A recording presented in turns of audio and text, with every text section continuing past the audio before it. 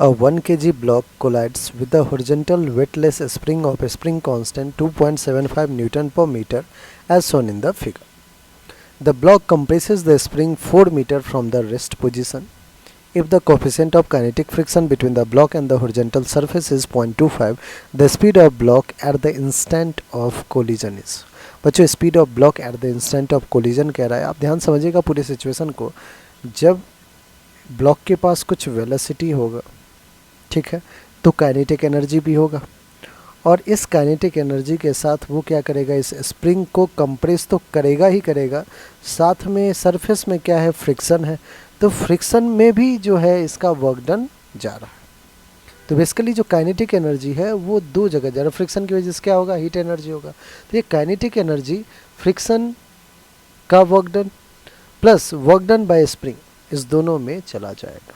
ठीक है, तो आप कहोगे kinetic energy converted into that is half of m into v square is converted into a spring potential energy that is half of k square plus का frictional force की वजह से जो वर्क डन होगा.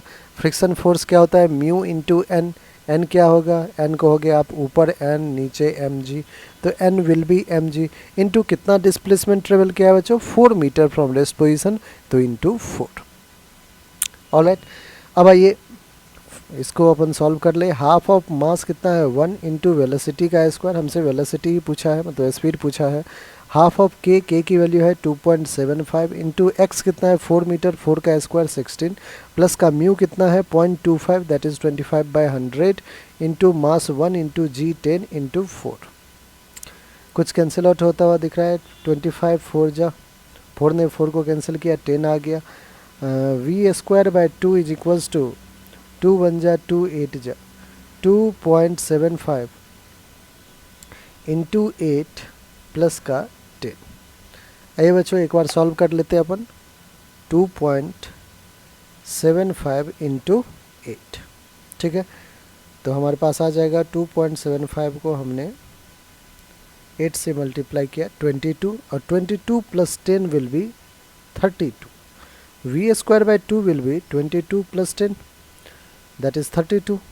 v square will be 32 into 2 that is 64. तो v क्या हो जाएगा, 8 मीटर पर सेकेंड. v 8 मीटर पर सेकेंड हमारा फोर्थ ऑप्शन है, और फोर्थ ही हमारा बिल्कुल